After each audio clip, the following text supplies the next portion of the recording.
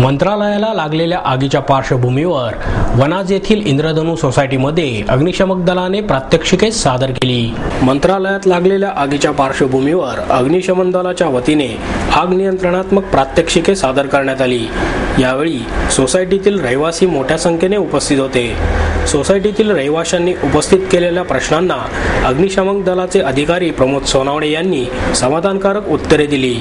अग्निशमन दलाच्या अधिकाऱ्यांच्या सहकार्याने सोसायटीला आग लागल्यानंतर आपला जीव कसा वाचवायचा या उद्देशाने प्रात्यक्षिके सादर करून दाखवण्यात आली।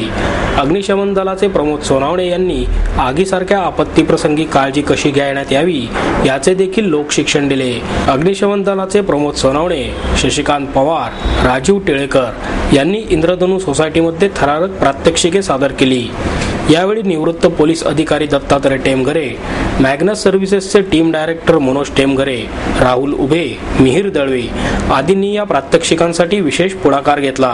एक संस्था आहे, 24 तास कार्यरत असणारी एक संस्था आहे आणि लोकांच्या जीविताचा आणि मालमत्तेचा प्रश्न जेव्हा येतो तेव्हा ही दल नेहमीच पुढं असतं आणि त्यांना ते जिकरीने ते काम करावं लागतं।